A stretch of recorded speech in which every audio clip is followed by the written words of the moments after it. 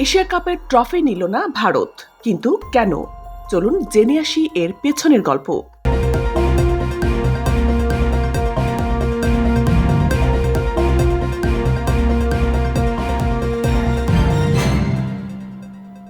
পাকিস্তানি চেয়ারম্যানের হাত থেকে ট্রফি নিতে অস্বীকৃতি জানিয়ে ইতিহাসে বিরল এক দৃশ্য তৈরি করল টিম ইন্ডিয়া।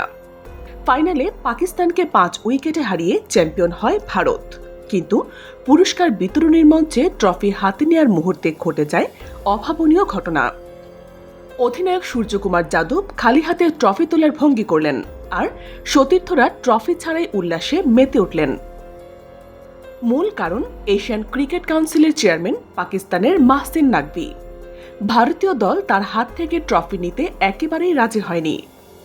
তবে ব্যক্তিগত পুরস্কার যেমন কুলদীপ যাদব, অভিষেক শর্মারা নিয়েছেন, কিন্তু চেয়ারম্যান নাকভিকে একেবারেই উপেক্ষা করেছেন।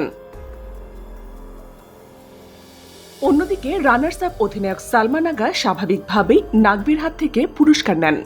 দীর্ঘ সময় অনিশ্চয়তার পর ট্রফি মঞ্চ থেকে সরিয়ে নেওয়া হয়। ভারতীয়রা কল্পিত ট্রফি হাতে উল্লাস করেন।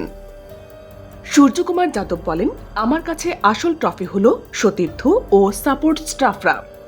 পুরো ঘটনা ঘিরে তৈরি হয়েছে তুমুল বিতর্ক।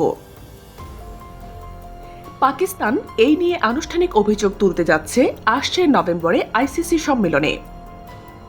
এমন আরও চমকপ্রদ ক্রীড়া আপডেট পেতে এখনই সাবস্ক্রাইব করুন ওয়ান এডিশন।